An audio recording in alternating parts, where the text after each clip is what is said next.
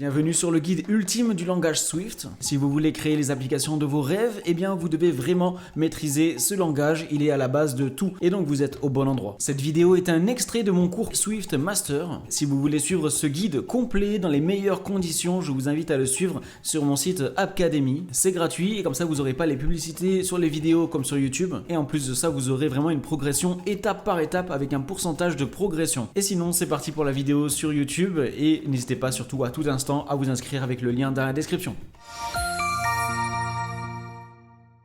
Dans cette vidéo, on va parler des bases des fonctions. Au total, il y aura 3 vidéos sur les fonctions et donc on est là sur la première. Concrètement, les fonctions vont nous permettre d'écrire du code comme dans une petite boîte. Et comme ça, quand on aura besoin d'exécuter ce code de cette boîte, on aura juste à écrire le nom de la fonction où on veut quand on le désire pour exécuter tout le code. Je vous montre directement ça avec un exemple simple. Pour créer une fonction, déjà, on utilise le mot-clé func. Après, on doit donner un nom à notre fonction et ça doit correspondre à ce qu'elle fait. Là, on va créer une fonction qui nous permet juste d'écrire un petit message dans la console, un petit message qui va dire bonjour. Donc la fonction, on va l'appeler say hello. Ensuite, on met des petites parenthèses comme cela et on ouvre les accolades, on fait entrer. Et donc ça, c'est une fonction. Pour l'instant, elle ne fait rien.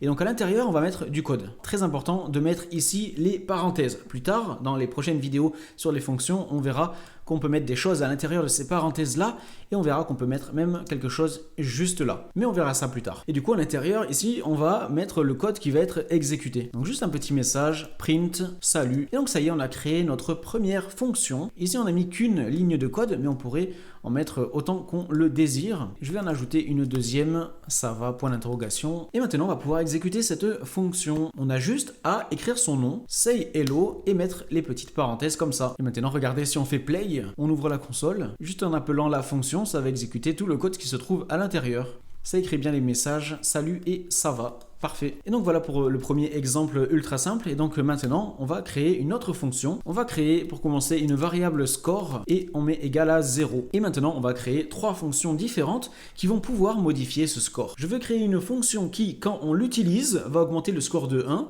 une autre fonction qui va réduire le score de 1 et une troisième fonction qui va remettre le score à 0. Et on commence par la première fonction qui augmente le score de 1. Donc on écrit le mot-clé func, incrémente score, et donc à l'intérieur on écrit ce qu'on a envie qu'elle fasse. On veut ajouter 1 au score, donc on met score plus égale 1, tout simplement. Donc là ça va nous mettre un petit message d'erreur. Pour que ça fonctionne ici dans le projet Playground, on va devoir écrire main actor juste dessus comme ça, @main actor. Dans un vrai projet de création d'application, on n'aura pas forcément besoin d'écrire main actor, mais là c'est pour que ça fonctionne dans le Playground. Donc vous avez juste à ajouter cela. Et donc c'est parti pour créer les 2 autres fonctions. N'hésitez pas à faire pause maintenant, essayez de les créer par vous-même. Une fonction qui réduit le score de 1 et une fonction qui remet le score à 0. Et sinon c'est parti, donc on met main actor func décrémente score et à l'intérieur on écrit score moins égal 1. Et pour la fonction qui remet le score à 0, main actor func reset score. On ouvre les accolades et à l'intérieur on écrit score égale 0. Et voilà, ça y est, on a créé nos 3 fonctions et donc maintenant on va pouvoir les utiliser. Pour utiliser une fonction, je rappelle qu'on a juste à écrire son nom avec les petites parenthèses après. Donc pour tester tout ça,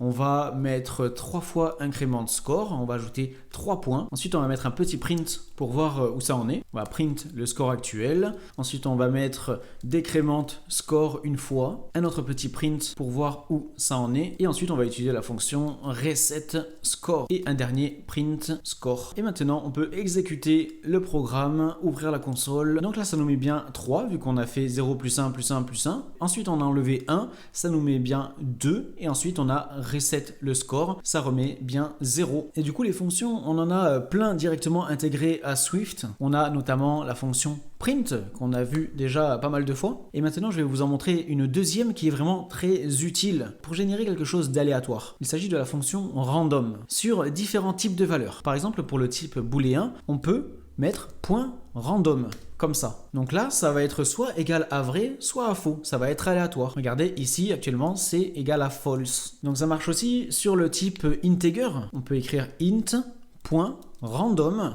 Et donc là, on va pouvoir spécifier une plage de valeurs. Imaginons qu'on ait envie de lancer un dé. Donc on peut mettre entre 1 et 6. Donc là, ça va retourner un chiffre aléatoire. Dans ce cas-là, c'est 6. Je refais play. Là, c'est égal maintenant à 2. Donc voilà, la fonction random est vraiment très utile à connaître. Et donc maintenant, vous savez qu'elle existe. Et ça y est, vous êtes arrivé au bout de cette leçon. N'hésitez pas à suivre gratuitement le cours en entier sur Appcademy. Premier lien dans la description de la vidéo. Vous pourrez suivre le cours sans publicité YouTube et avec une progression étape par étape, avec même un pourcentage de progression. Donc n'hésitez pas, premier lien dans la description. Sinon, n'oubliez pas de laisser un like, de vous abonner à la chaîne pour plein de vidéos sur la création d'applications sur l'écosystème Apple. Et je vous dis à très bientôt. Salut!